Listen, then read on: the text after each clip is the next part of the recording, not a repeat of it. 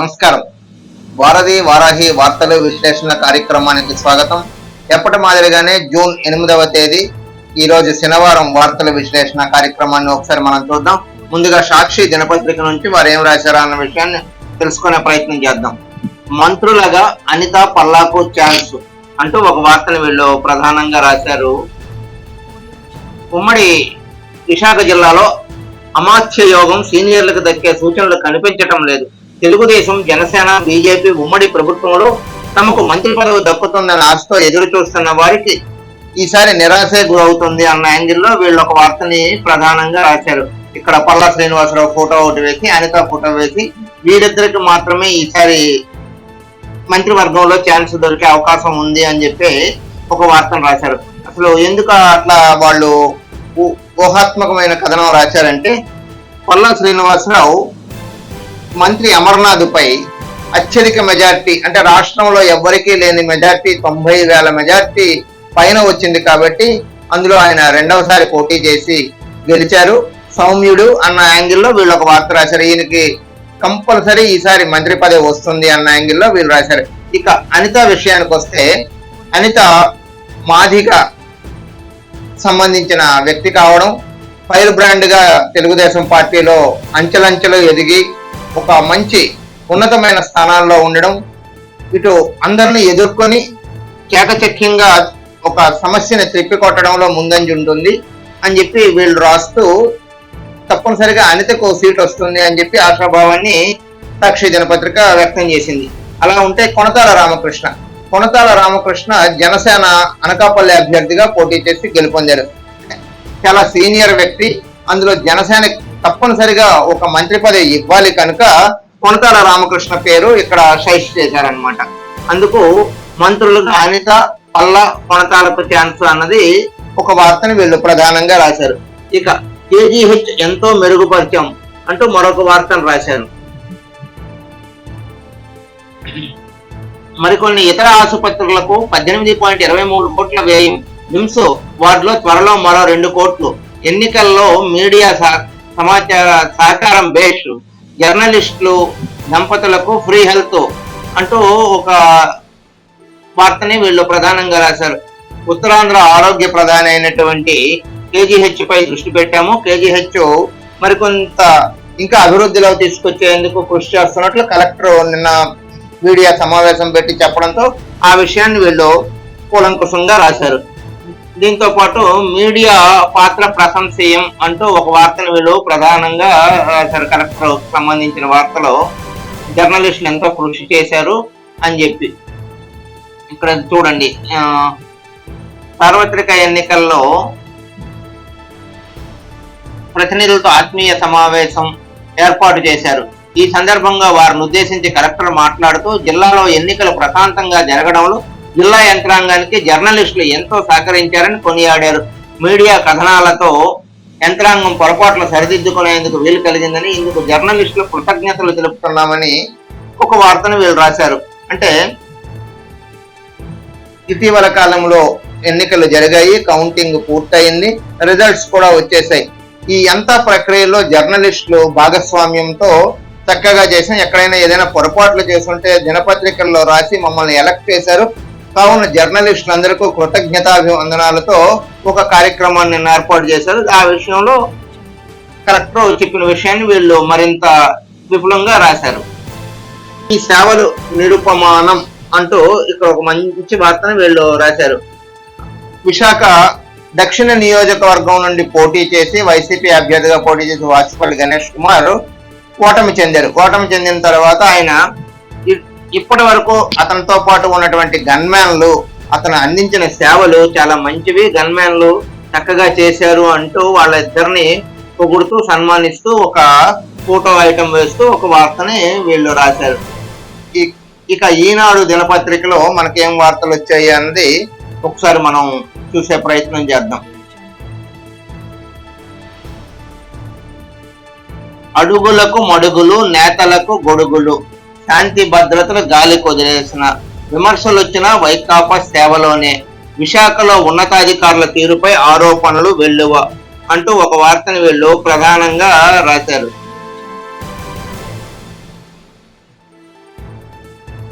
ప్రజాసేవలో మమేకం కావాల్సిన కొందరు అధికారులు అసలైన విధులు మరిచారు. ఐదేళ్లగా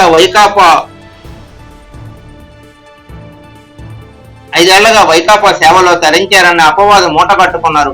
నిబంధనలకు విరుద్ధమని తెలిసినా వైకాపా నేతలు అనుకూలంగా నివేదికలు సిద్ధం చేశారు అంటూ ఒక వార్తని వీళ్ళు ప్రధానంగా రాశారు. చూశారు కదా, మొత్తం వైకాపా కార్యాలయంగా మారిన ఏయు అంటూ మరొక వార్తని వీళ్ళు ప్రధానంగా రాశారు. అలా వ్యూహాలు అమలు చేయడంతో ఇబ్బందులు పడుతున్నారు అన్నది ఒక వార్తని వీళ్ళు ప్రధానంగా హైలైట్ చేశారు. ఇక రైళ్లు రీషెడ్యూల్, లింక్ రైలు ఆలస్యంగా నడుస్తున్న నేపథ్యంలో పలు రైళ్లు బయలుదేరే సమయాలు మార్పు చేసినట్లు reschedule Waltair senior DCM Sandeep తెలిపినట్లు వీళ్ళు ఒక వార్త రాశారు. ఇక ఇదిలా ఉంటే మరొక వార్త ఇక్కడ, బొత్సాపై కేసు నమోదు చేయాలి తెలుగుదేశం పార్టీ చెప్తున్నట్టు వీళ్ళు ఒక వార్త రాశారు. ఉపాధ్యాయుల బదిలీల్లో అక్రమాలకు పాల్పడిన మాజీ మంత్రి బొత్స సత్యనారాయణపై పోలీసు కేసు నమోదు చేసి పూర్తి స్థాయిలో విచారణ చేపట్టాలని తెలుగుదేశం పార్టీ విశాఖ లోక్సభ నియోజకవర్గం ఇన్ఛార్జి గండిబాబ్జీ విలేకరుల సమావేశంలో ఈ విషయం చెప్పినట్లు వీళ్ళు ప్రధానంగా దీన్ని రాశారు. ఇక రామవరంలో భూములపై ఆర్డీఓ ఆరా అంటూ మరొక వార్తని వీళ్ళు ప్రధానంగా రాశారు. ఆనందపురం మండలం రామవరంలో పీఓటీ చట్టం కింద తీసుకున్న భూములను ఫ్రీ హోల్డ్ చేయడంపై ఈనాడులో గత నెల 31వ తేదీన వెలువడిన కథనానికి జిల్లా రెవెన్యూ అధికారులు స్పందించారు అని చెప్పి ఒక వార్తను వీళ్ళు రాశారు. శుక్రవారం పర్యటించి సర్వే నెంబరు 164 భూమిని సంబంధించిన వివరాలు తెలుసుకున్నారు. అంటే ఇటీవల కాలంలో ఈనాడు దినపత్రిక ఒక వార్త రాస్తే దానిపైన అధికారులు స్పందించి, ఆర్డీఓ స్పందించి దీనిపైన ఒక నివేదిక కావాలి అని చెప్పి ఉన్నట్టుంది. దానికి సంబంధించి వీళ్ళన్న తిరిగినట్టు చెప్తున్నారు. ఇక పదవులు వేడండి అంటూ మరొక వార్తను వీళ్ళు ప్రధానంగా రాశారు. వైకాపా పరాజయంతో క్లిష్టకాలం, నామినేటెడ్ పోస్టులు చైర్మన్ సభ్యులు రాజీనామాలు తీసుకోవాలని సిఎస్ ఆదేశం అంటూ ఒక రాసిన ఒక మంచి ఫోటో కూడా ఒకటి వేశారు. కుర్చీని లాగేస్తుంటే కింద పడిపోతున్నట్టు ఒక కార్టూన్ టైప్ లో ఒక వార్త రాశారు. రాష్ట్రంలో ప్రభుత్వం మారనున్న నేపథ్యంలో నామినేటెడ్ పదవులపై చర్చ జరుగుతోంది. వైకాపా అధికారంలోకి వచ్చాక వివిధ కార్పొరేషన్లు ఏర్పాటు చేసి నామినేట్ పదవులు సృష్టించారు. గత ఎన్నికల్లో ఆ పార్టీ తరఫున పోటీ చేసి ఓడిన ప్రజా ప్రతినిధులు, మంత్రులు, కుటుంబ సభ్యులకు ఆయా పదవుల్లో నియమించారు అంటూ ఒక వార్తను రాశారు. ఆయా పదవుల్లో నియమించారు, ఇక ఓటమి పాలయ్యారు, కావున ఇంకా ఆ పదవులు విడిచిపెట్టండి అంటూ ఒక వార్తను వీళ్ళు ప్రధానంగా రాశారనమాట. ఇలా అన్ని ఎక్కడెక్కడ ఉన్నాయి అవన్నీ మొత్తం వెంటనే ఖాళీ చేయాలి అని చెప్పేసి ఒక వార్తని రాశారు. ఇక ఆంధ్ర జ్యోతి దినపత్రిక వస్తే వీరేం రాశారో చూద్దాం. ప్రజాగ్రహం అంటూ ఒక వార్తని ప్రధానంగా వీళ్ళు రాశారు. ఆంధ్ర జ్యోతి దినపత్రిక ప్రజాగ్రహం పేరుతో ఒక వార్తను రాశారు. గత 5 ఏళ్లలో వైసీపీ నాయకులు తీసుకున్న నిర్ణయాలపై విశాఖపట్నం ప్రజల్లో ఇప్పుడు బహిరంగంగానే తమ అసంతృప్తిని ఆగ్రహం చేస్తున్నారు అంటూ ఒక వార్తను వీళ్ళు రాశారు. వైసీపీ నేతలు సొంత ప్రయోజనాల కోసం తీసుకున్న నిర్ణయాలు, నిధుల దుర్వినియోగంపై వ్యతిరేకత వ్యక్తం అవుతుంది అంటూ ఒక రాశారు. సీతకొండ వైఎస్ఆర్ వ్యూ పాయింట్ పేరు మార్చేశారు. ఇక్కడ సీతకొండకి ఇక్కడ విశాఖపట్నం తెన్నేటి పార్కు సమీపంలో సీతకొండ అని చెప్పేసి ఒకటి అభివృద్ధి చేశారు. వ్యూ పాయింట్ గా అభివృద్ధి చేసి ఆ పక్కనే ఉన్నటువంటి ఒక బోర్డును ఏర్పాటు చేశారు. సీతకొండ వైఎస్ఆర్ వ్యూ పార్క్ అని చెప్పి ఒక బోర్డును ఏర్పాటు చేస్తే ఆ బోర్డులో ఇప్పుడు తెలుగుదేశం గెలిచిన తర్వాత ఆ బోర్డును తీసేసి అబ్దుల్ కలాం వ్యూ పాయింట్ అన్నది వేశారు అన్నది ప్రధానంగా వీరు ఈ వార్తని ఈ విధంగా రాశారనమాట.